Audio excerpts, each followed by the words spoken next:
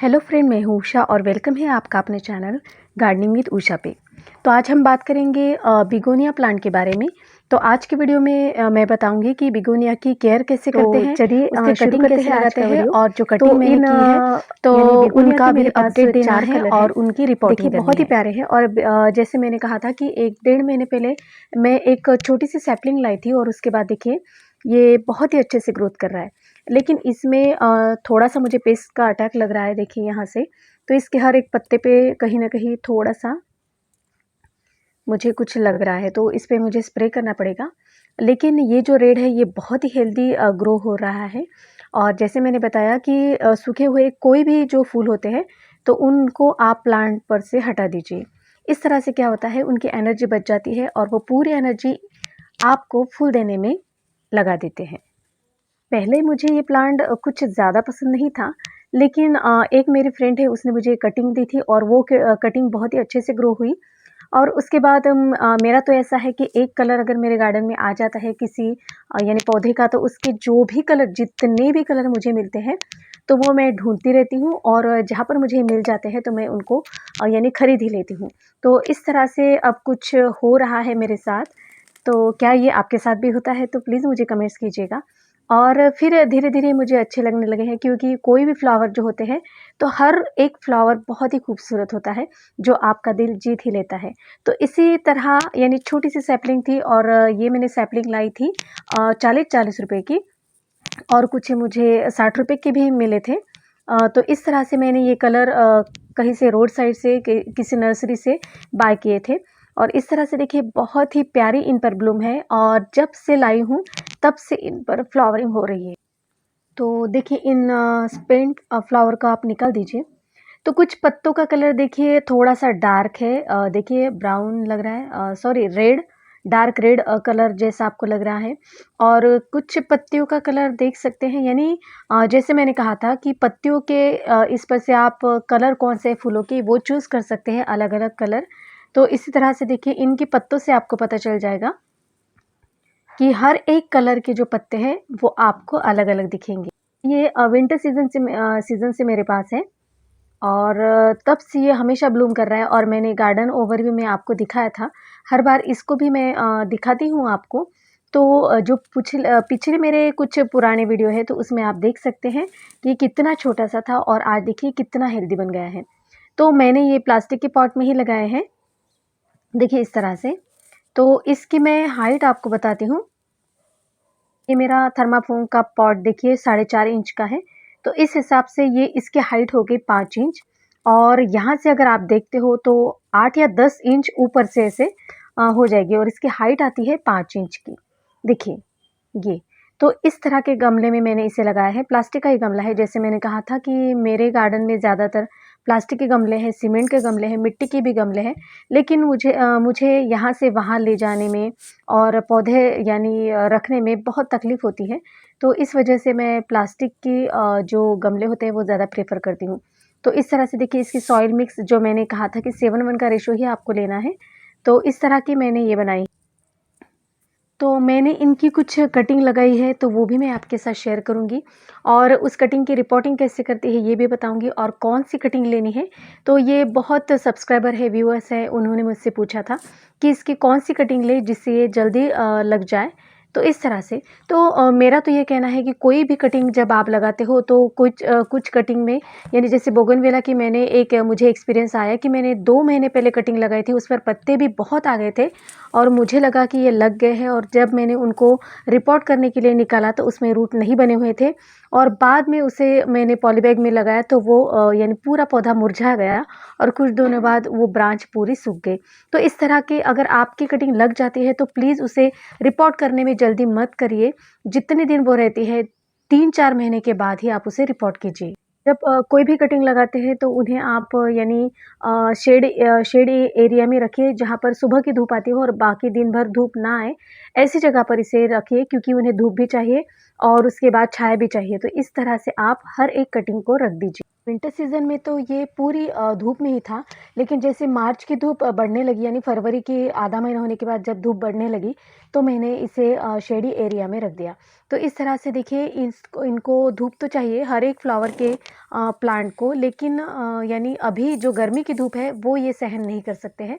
और इस तरह के देखिए 20 दिनों बाद इसकी अच्छे से गुड़ाई कर दीजिए। और वही जो ड्राई फर्टिलाइज़र है वो मैं सिर्फ़ 1 महीने में 1 बार डालती हूँ।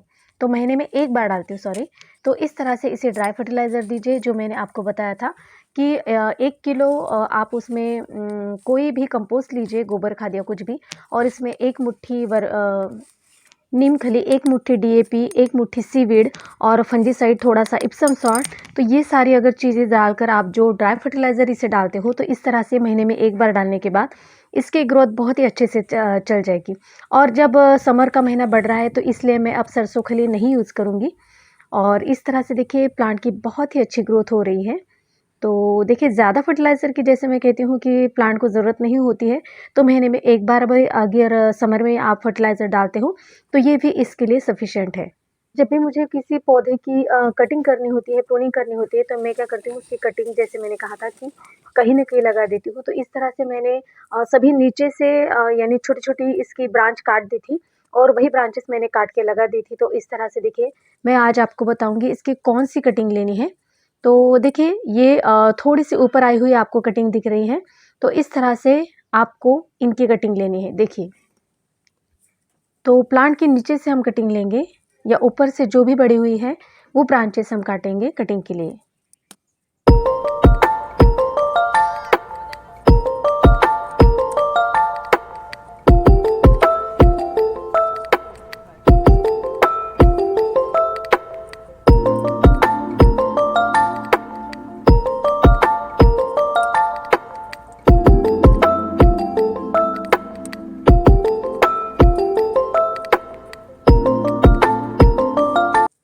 ये जो मैंने सॉइल मिक्स लिया है उसमें सिर्फ गार्डन सॉइल और थोड़ा-सा कंपोस्ट और ये फंजीसाइड मिला है। तो इस तरह से देखिए मैंने फंजीसाइड लिया है क्योंकि जिसके स्टेम में वाटर होती है तो उस तरह की कटिंग को फंगस लगने का ज़्यादा डर होता है। और इस तरह से कुछ दिनों बाद हमारी जो कटिंग है वो गलने लगती है और हमारी कटिंग सक्सेस नहीं होती। तो बहुत बार ऐसा होता है, तो मैंने क्या किया कि मैंने ये एलोवेरा जेल लगाया और उसके बाद में फंजीसाइड भी लगाया है। तो इस तरह से देखिए अब इस कटिंग में यानी मेरी जो कटिंग थी वो आपको दिखाऊँगी, वो 100% सक्सेस हुई है।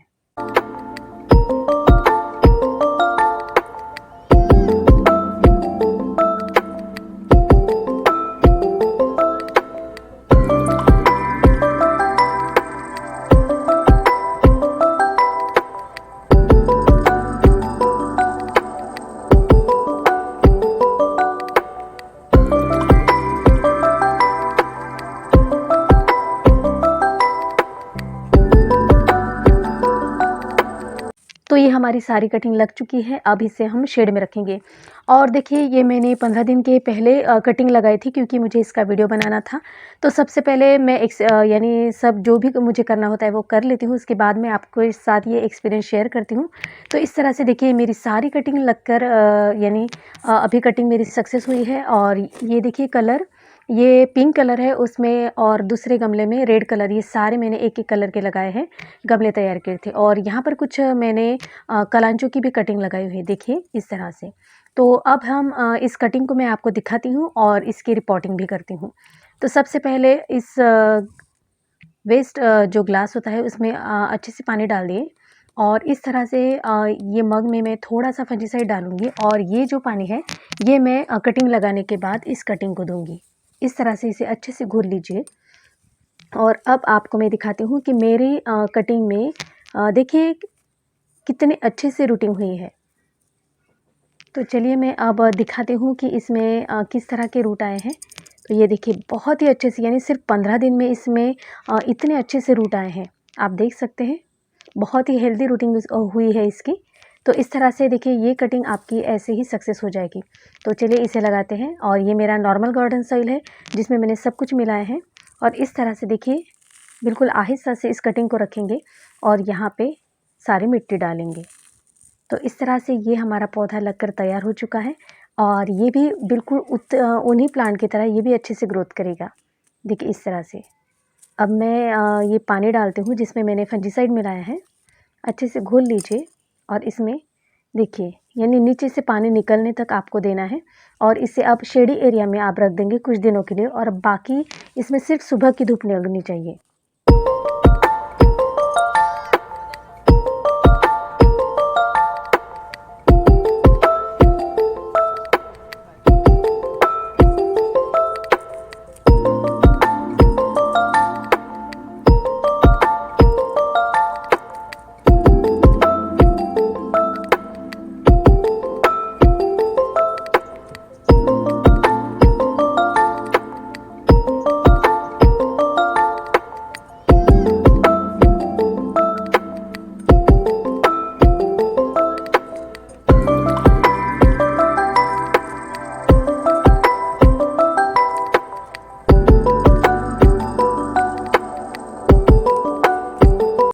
तो देखिए इस तरह से मैंने सारी कटिंग रिपोर्ट कर दी है और देखिए अच्छे से लग गई है। तो इन्हें मैं पानी डाल के शेडी एरिया में रखूँगी 2-3 दिन और उसके बाद उन्हें मैं थोड़ी सी सन मिलाऊँगी।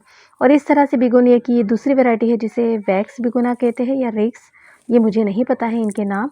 तो ये मैंने एक प्लांट लाई थी, ये ऑरेंज कलर का है, इसमें पिंक कलर भी होता है। तो ये भी एक प्लांट लाई थी और उसके मैंने 3 प्लांट बनाए थे और इसकी भी बहुत ही अच्छे से ग्रोथ चल रही है। देखिए नए-नए शूट्स यहाँ से निकल रहे हैं। तो इस तरह से मेरे पास ये 3 प्लांट हो गए बिगोनिया के।